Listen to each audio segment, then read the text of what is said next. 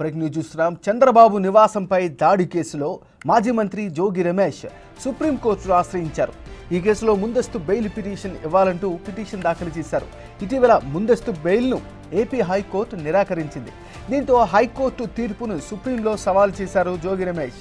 ఈ పిటిషన్ రేపు విచారణకు వచ్చే అవకాశం ఉంది.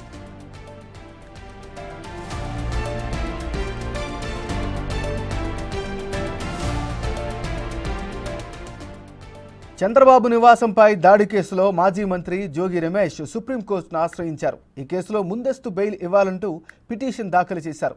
ఇక ఇదే అంశానికి సంబంధించి మరింత తాజా సమాచారాన్ని ఢిల్లీ నుంచి మా రిపోర్టర్ శివ అందిస్తారు. శివ,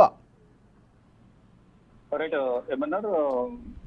వైసీపీ మాజీ ఎమ్మెల్యే మాజీ మంత్రి జోగి రమేష్ ముందస్తు బెయిల్ కొరకు సుప్రీంకోర్టును ఆశ్రయించారు. గతంలో చంద్రబాబు నివాసంపై దాడి కేసులో ఏపీ హైకోర్టును ఆశ్రయించిన నేపథ్యంలో ఏపీ హైకోర్టు ముందస్తు బెయిల్ ఇచ్చేందుకు జోగి రమేష్ కు ఏపీ హైకోర్టు నిరాకరించింది. ఈ నేపథ్యంలోని ఏపీ హైకోర్టు తీర్పును సవాల్ చేస్తూ సుప్రీంకోర్టును ఆశ్రయించారు. ఈ రోజు ఈ నేపథ్యంలోని జోగి రమేష్ దాఖలు చేసిన పిటిషన్ ను రేపు విచారణకు వచ్చే అవకాశం అయితే ప్రధానంగా కనిపిస్తోంది.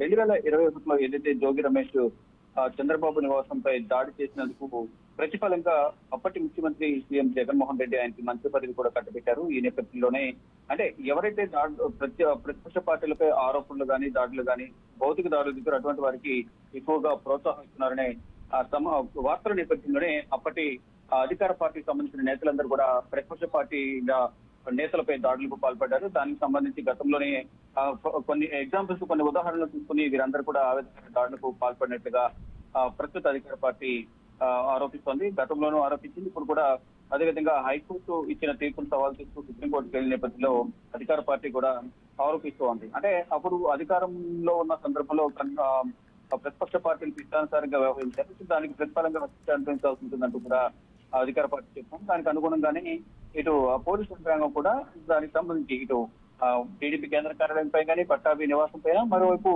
చంద్రబాబు నివాసంపై జోగి రమేష్ చేసిన దాడి వీటన్నిటికి సంబంధించిన నిందితులందరినీ కూడా అరెస్ట్ చేశారు. దానికి సంబంధించి కీలక నిందితులు ఎవరైతే ఉన్నారు దేవినేని అవినాష్ టీడీపీ కేంద్ర కార్యాలయంపై దాడి చేశారు. నందిగం సురేష్ కానీ లేళ్ల అప్పిరెడ్డి తలసిల రఘురామ్ ఇలా అనేక మంది దాదాపు 15 మంది వరకు కూడా ఇటీవల 2 రోజుల క్రితమే సుప్రీంకోర్టును ఆశ్రయించారు. హైకోర్టు ముందస్తు బెయిల్ తిరస్కరించిన నేపథ్యంలో వారు కూడా సుప్రీంకోర్టును ఆశ్రయించారు. దానికి సంబంధించి వచ్చే వారు విచారణకు వారందరూ తెలిపిన పొన్నవోలు సుధాకర్ రెడ్డి ముందస్తు బెయిల్ పిటిషన్ దాఖలు చేశారు. మళ్ళా ఈ రోజు చంద్రబాబు నివాసంపై దాడి చేసిన నేపథ్యంలో గతంలో ముందస్తు బెయిల్ కొరకు కూడా ఏపీ హైకోర్టును ఆశ్రయించారు జోగి రమేష్. ఏపీ హైకోర్టు ముందస్తు బెయిల్ నిరాకరించింది. ఈ నేపథ్యంలోనే సుప్రీంకోర్టును ఆశ్రయించారు. సుప్రీంకోర్టులో రేపు విచారణకు వచ్చే అవకాశం కనిపిస్తుంది. ఇప్పటికే డైరీ నెంబర్ కూడా జోగి రమేష్ పిటిషన్ సంబంధించి డైరీ నెంబర్ కూడా కేటాయించిన నేపథ్యంలో రేపు జోగి రమేష్ దాఖలు చేసిన పిటిషన్ విచారణకు వచ్చే అవకాశం కనిపిస్తుంది. ఏం జరగబోతుందనే దానిపై జోగి రమేష్ ఉత్కంఠగా ఎదురు చూస్తున్నారు. ఏమన్నారు? Thank you Shiva.